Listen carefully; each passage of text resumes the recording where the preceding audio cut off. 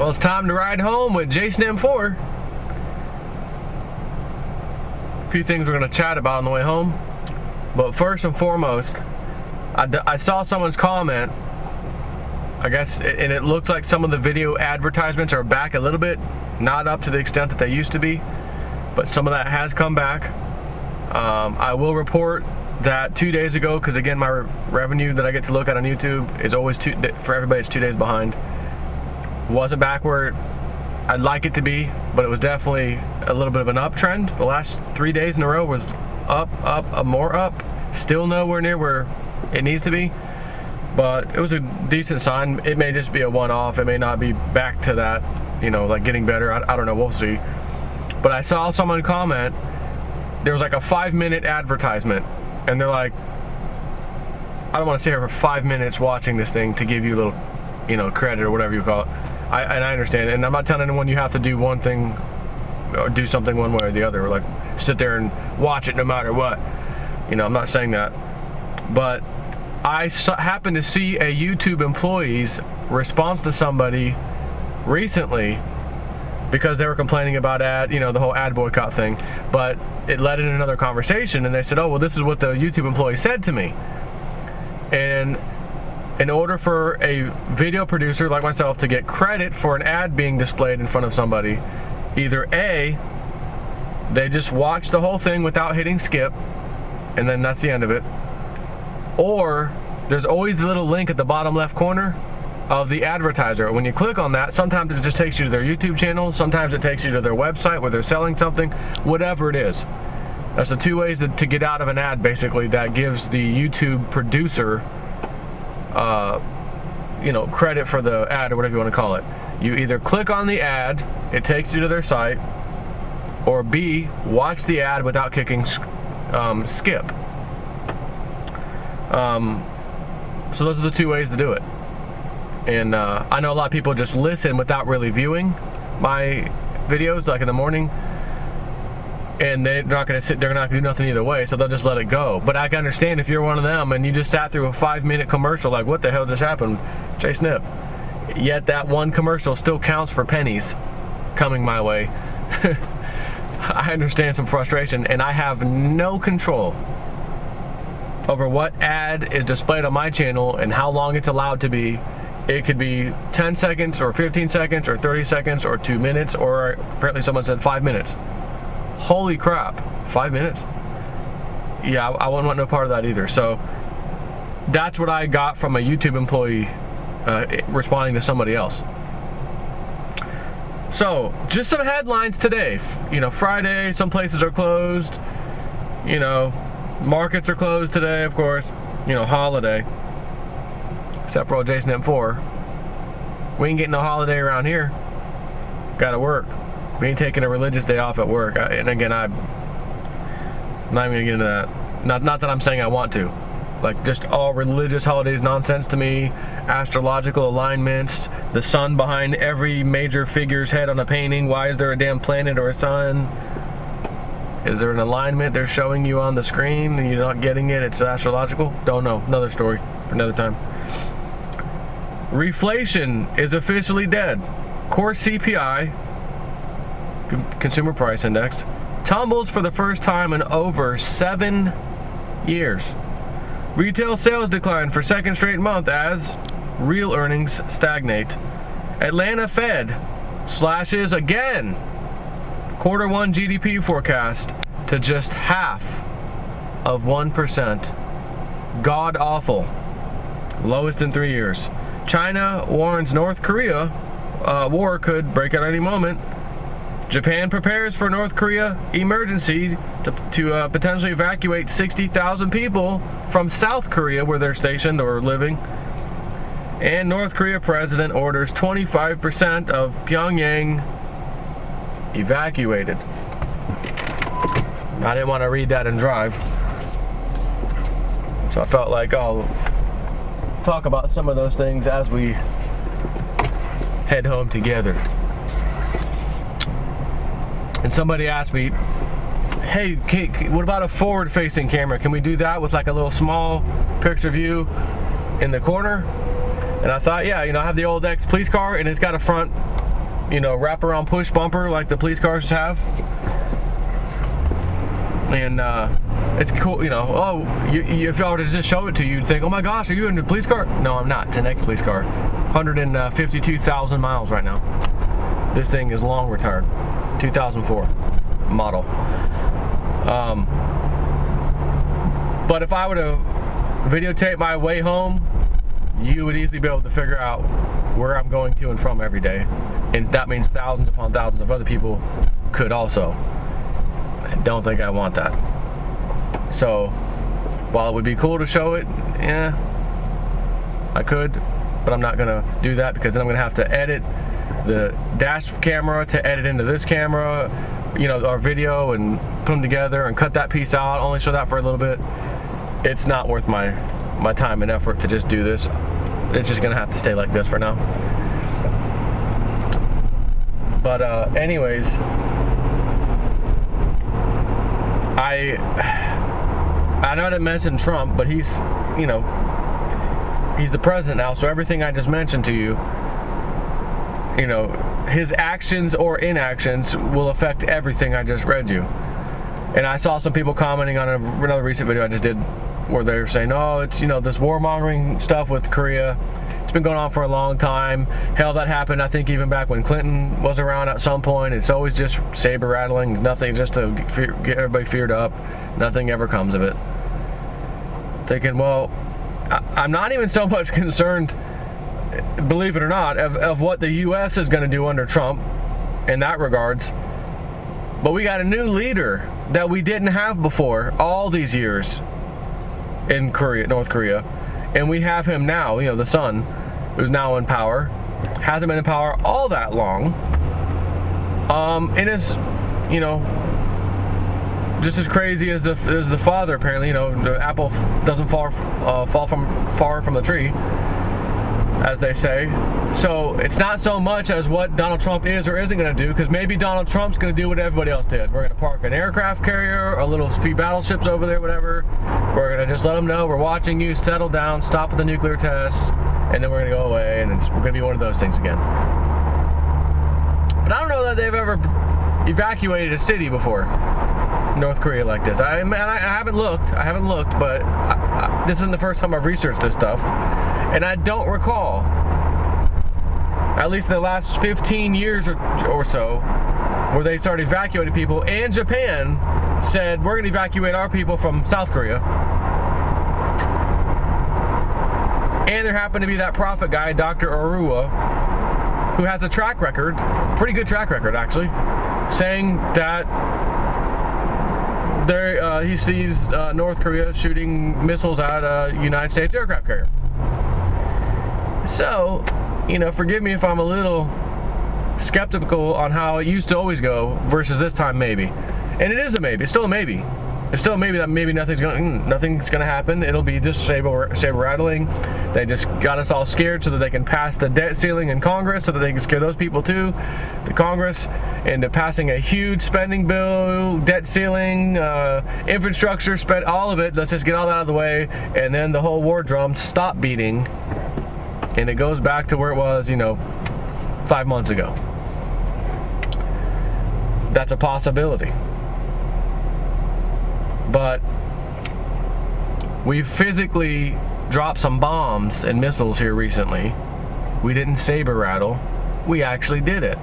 And we just so happened to launch one of the largest non-nuclear weapon ever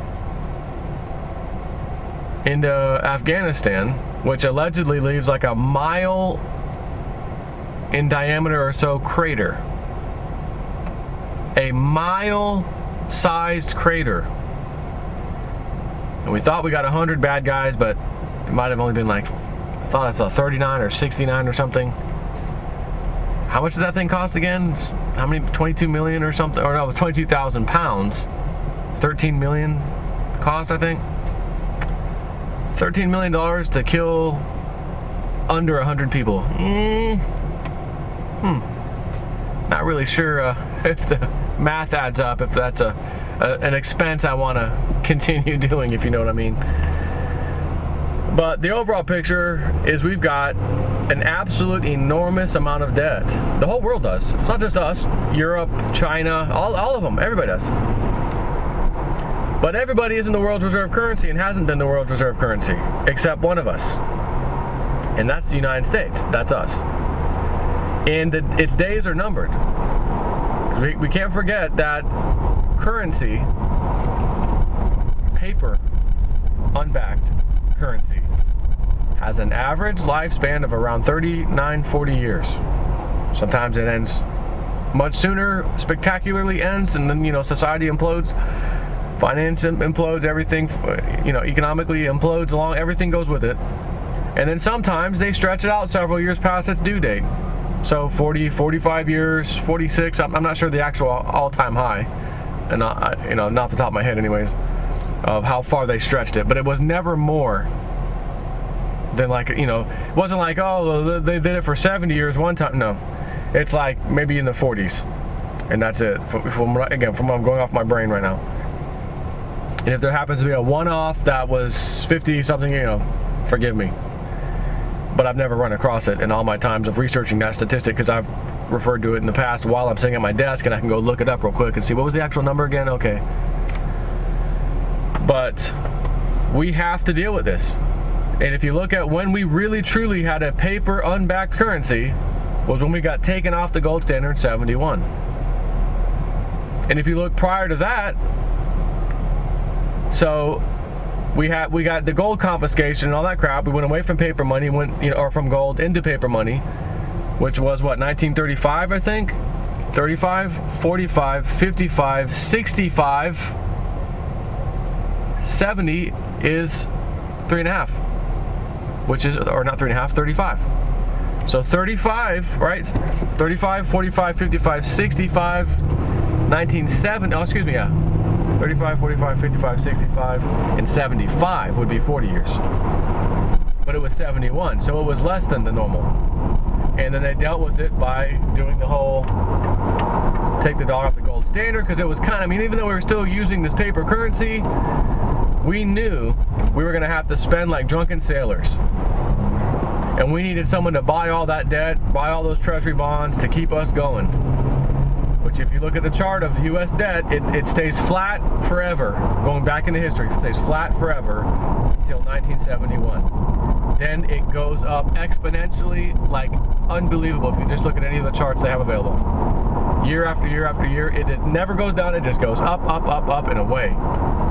In the last several years, Obama term, boy, did it go up. And that cannot continue. Not even kind of. So, is there a little bit of time left? Sure. They could squeak a little more time out, no problem. But I don't think we're going to see another 10 years or 8 years of squeaking out, kick the debt ceiling again. Again, I think they're ready to deal with this. The Rothschilds magazine that they own, 1988 cover, get ready for a new currency, new world currency in 2018. Giant gold coin around the, again, the Phoenix's neck with the 2018 on it, and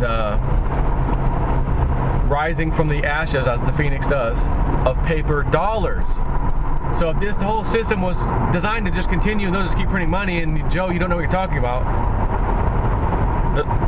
The richest family on the face of the earth practically has a magazine that company they own that says otherwise and agrees with what I'm saying. Again, everything is cyclical, and we have this paper money system, as I said the other day, and it ends with something being backed by gold. Precious metals is in the picture in some way, shape, or form. And then they'll ride that off until everyone's happy again, a generation or two goes by, everything's cool, and then some little issue will come up, fake or not, it'll be perfectly timed one way or the other, and that issue is going to make us not stay with the gold thing anymore. We got to go back to doing this thing. But we have such short memories as humans, and we don't pay attention to our history, that we'll just do it again. We'll just do it again. But that's going to take a lot of time. So you have the benefit of being right in between cycles, or ending with one cycle and the beginning of a new, in which precious metals are going to do very well because of that. Why would they have that? So check this out though. Not that this means anything, but I do look at little synchronicities and things, you know what I mean? And it makes you wonder sometimes when certain little things line up, or I was just talking about this, and guess who called me out of nowhere and started telling me about that and had no idea I was just talking to my wife about, you know, little synchronicity kind of thing. Speaking of the Phoenix rising and the September 23rd date we keep hearing about, which apparently of all the years, 2017 is the biggest one with astrological alignments and things that really seem to point out the whole 9/23 date, time and number thing we see on the movies, is 2017. We'll find out, and if nothing happens, damn it, sorry about our luck. That's all I can say. But I've looked at several videos on YouTube that have put together some pretty spectacular things about the 9/23 connection in all of these damn movies, but they never put a date as in the year. And I said, well, you know, why not? Why can't they just tell us in the movies if they're just going to tell us anyways? But coincidentally, if you look at 2015, 2016, 2017, 2018, certain very important alignments astrologically only happened in 2017 on 9/23. So that's why I think maybe there's something to that. So I'm driving to work the other day, and I see a big cement truck, you know, with the big spinning thing in the back that keeps all the cement mixing constantly. Big old cement truck right in front of me. And in the back of it, there's some, I think the part that makes the thing spin and mix is a separate engine, and you know, maybe you might call it a generator or whatever, but it may be a generator plus the device to keep the thing spinning, because it had like a little nice shiny, like almost like a stainless steel looking pretty, you know, shiny and like almost mirror like, you know, what do you call it, like a grill or cover. And I'm looking at it and it says Phoenix, and I think it even had the bird. I took a picture on my phone. Matter of fact, since I'm in a perfect spot to stop real quick, I'm gonna pull off the side of the road because I took a picture of my phone. And I want to just show you real quick something very interesting about that in 9/23. Here it is. Let me zoom into this baby. Tell me this is not pretty neat. Just a coincidence. Again, just happened to be driving in front of old Jason at 4. Here we go. Phoenix, with the Phoenix rising, and the truck number is 9/23. What are the chances that me of all people, who have covered those things, especially the Phoenix at length, but I've absolutely talked about 9/23 a number of times and even referred you to another guy's video. This guy was more on the religious side of things. However, he made a phenomenal connection to the astrological side, which is why I'm like, okay, this is interesting. And I shared it with you guys and said, hey, go see this guy's video. So that was just cool. What the hell is a cement truck doing in front of me on my way to work with a Phoenix, and it says Phoenix, and 9/23 on the number? Again, synchronicity. That's all I can say about that. What the hell does it mean? Nothing or whatever, other than, hey, you may be on something in the future, Jason. Here's a reminder, this truck's going to be put in your path today on your way to work. Had I been 30 seconds behind or in front, think about that. 20 seconds, I don't know, behind or in front, would have missed a light, or would have been in front of them, would have never seen it, would have had no clue. I don't know what the hell you want to call that, other than a weird synchronicity. You know, Cliff High would say that's universe presenting you with a synchronicity. The religious folks would say that was a sign from God. I'll take either one, whatever you want to give me. Whatever one you prefer, I'll take it.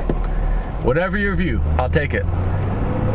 So yeah, I don't know that we're going to get out of this one with just some saber rattling. You know what I mean? I don't know that that's going to happen this time, because when they dropped that big old bomb, market tanked. And I think the same thing happened in Syria when they hit the with the Tomahawks. Market, you know, and I realize 138 points on a 20,000 Dow. Is that real? Can you technically use the word tanked? It was like 0.75%, something like that. I get it. But we've had day and day and day and day and day after, and now the 50-day moving day. All these signs are saying we're now in a downward trend for the big markets, Dow, S&P, etc. So if a war starts by chance, and it seems like day by day the chances are looking really good, not that that's a good thing, it could be, like I said the other day, an excuse to really let the markets go. They'll blame it on the damn Koreans. They'll blame it on the ISIS in Syria. They did this in Afghanistan. We're back over there. That's where the other ISIS members were. And I read online, don't know how much, you know, maybe take this with a grain of salt, not 100% sure, but the tunnels we nailed in Afghanistan with the mother of all bombs were CIA-built tunnels, you know, for the so-called rebels, which are basically people who want to overthrow sovereign governments that we hired through the CIA. So we got we might be cleaning up some of our handiwork, you know, get that out of the way. Not sure. Again, just read it. Didn't spend enough time researching. Is this anywhere else? Who said that? Why? But I felt like I just mentioned it briefly because it sure fits with how what history says we do. When the Lusitania sunk, we were told it was because the Germans blew it up, submarine attacked it, and sovereign, or citizens were on board. Yet the truth was we had munitions on board. I've mentioned this before. They dove the ship years ago, and I saw high-resolution photos in, I think, National Geographic to put the age-old thing to rest. And they went down there, and there were munitions all on board of that thing. And they also found a British-made depth charge that was unexploded on the bow of the ship, underwater, of course. And then people said, we had a conspiracy in the 50s that we heard one of our ships going out there where we knew the Lusitania was offshore, and we heard large explosions, and we thought they were covering up their deed. But they said that was a lie and it was a conspiracy. No, actually it was true. Our buddies in Britain did do that. One of them didn't blow up. Now the evidence is on the bottom of the sea, and we find it. Oh, a British depth charge right on top of the Lusitania, because they wanted to destroy the ship because they knew there was ammunitions all on board of that thing, munitions. And if they hit it at the right spot, all of it would go up. But they didn't. So it just proves we have a history of cleaning up the dirty work we did on the back, that we were lying to the whole world about something. So I would hold a little bit of truth to that before I held calling it false or anything else, just because of the history. So anyways, made it home. It is your ride home with JSnip 4 on Friday. Can't wait to see what happens next week, what they bring us next week. Take care.